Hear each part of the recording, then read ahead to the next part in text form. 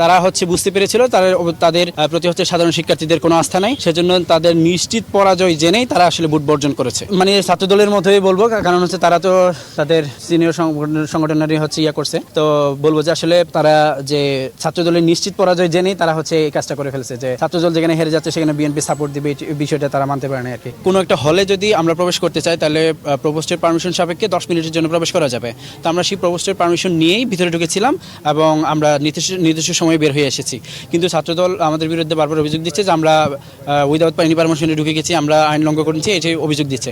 কিন্তু আসলে তাদের বলে দিচ্ছে আমরা পারমিশন নিয়ে ঢুকেছি এবং নির্দিষ্ট সময়ে বের হয়েছি। কিন্তু তাদের কর্মকাণ্ডগুলো যদি লক্ষ্য করেন, তারা ফুল প্যানেল নিয়ে বিভিন্ন হলগুলোতে মুভ করার ট্রাই করেছে এবং সরাসরি ভোট কেন্দ্রের ভিতরে ঢোকার একটা প্রভাব বিস্তারের ট্রাই করেছে। এই বিষয়গুলো লক্ষ্য করেছি। তো হ্যাঁ, যে বিষয়টি জিজ্ঞেস করছেন, আসলে তারা বুঝতে পেরেছিল তাদের প্রতি সাধারণ শিক্ষার্থীদের কোনো আস্থা নাই, সেজন্য তাদের নিশ্চিত পরাজয় জেনেই তারা আসলে ভোট বর্জন করেছে। এইটা সংখ্যা প্রকাশ করার বিষয় বিশ্ববিদ্যালয় প্রশাসন তারা যেহেতু বর্জন করছে, তারা এখানে তো আর কোনো ফল পাবে না। যারা তো আমরা বাকি যারা আছি আমরা আমাদের মাঝে ফল হবে আর কি। এক্ষেত্রে আসলে জি, আর শুনতে পেরেছেন যে বিএনপি পন্থী 3জন টিচার, ওনারা যে এখানে ভোটের দায়িত্বে ছিলেন, ওনারা দায়িত্ব বর্জন করছেন আর কি। এই ব্যাপারে মানে ছাত্রদলের মতোই বলবো, কারণ তারা তো তাদের সিনিয়র সংগঠনেরই করছে। তো বলবো যে আসলে তারা যে ছাত্রদলের নিশ্চিত পরাজয় জেনেই তারা এই কাজটা করে ফেলছে, যে ছাত্রদল যেখানে হেরে যাচ্ছে সেখানে বিএনপি সাপোর্ট দিবে, এই বিষয়টা তারা মানতে পারে না আর কি। সেই জন্য তারা প্রতিক্রিয়া দেখিয়ে নির্বাচন বর্জন করছে। আপনার মতে কি অবাধ, সুষ্ঠু, নিরপেক্ষ ভোট?